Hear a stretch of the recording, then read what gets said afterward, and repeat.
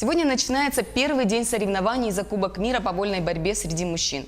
Якутия, как принимающая сторона, выполнила все требования регламента Международной федерации объединенного мира борьбы.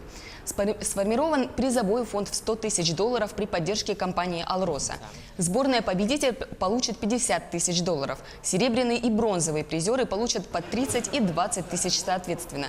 Соперниками сборной России по групповому турниру станут команды Кубы, Японии и Турции. В другой подгруппе поборются сборные США, Ирана, Грузии и Турции.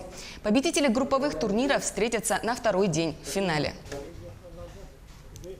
Накануне турнира в Республиканском медиацентре прошла пресс-конференция, посвященная Кубку мира по вольной борьбе, где в том числе представили медали победителей. Тему продолжит Саргылана Захарова.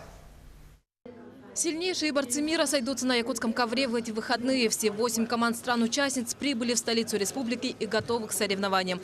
Важность мирового форума для Якутии на пресс-конференции отметил главный тренер сборной России Дзамбалат Тыдеев. В истории Советского Союза и Российской Федерации в Якутии такое большое мероприятие никогда не проводили.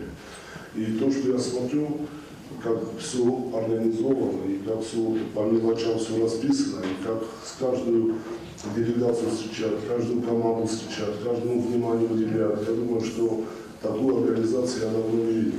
Сборная России самая многочисленная – 20 спортсменов. Накануне старта выбыл капитан команды Абдулрашид Садулаев из-за травмы. Однако это никак не отразится на результате, уверен Тыдеев. В списке еще много других имен, сказал он. Уверенность хозяев турнира в победе подтвердила шутка главного тренера, когда началась презентация медалей. Участники встречи взяли в руки награды. У России оказалось золото.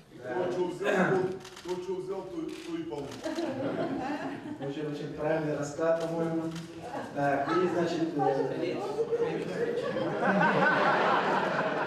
Трофеи для победителей Кубка мира подготовлены очень необычные. Это непривычные для нас медали в виде круга, исполнены в виде национального якутского узора, на котором установлен ковер. А на ковре борются два медведя. Почему медведи, на пресс-конференции объяснили, так как медведь – это символ России, а также это символ доброты и силы, которые соединены в борцах.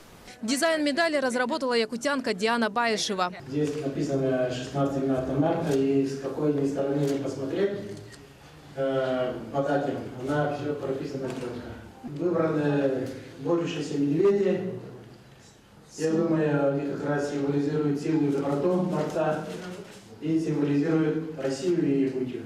Также на встрече с журналистами присутствовал президент Судейского комитета Объединенного мира борьбы Сильвестри Антонио. Он отметил отличную подготовку спортсменов. Мы видим очень хорошие команды, все они настоящие профессионалы, которые тренируются по нескольку раз в день.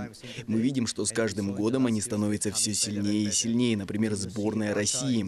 Их готовность на высоком уровне, отлично натренированы. Только представьте себе, больше 100 спортсменов изъявили желание прилететь на этот кубок.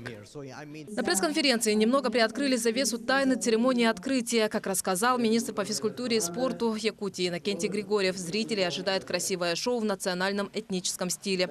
Трансляцию открытия и соревновательных дней смотрите на наших каналах Якутия-24, НВК Саха и Мамонт. Саргылана Захарова, Георгий Григорьев, Якутск.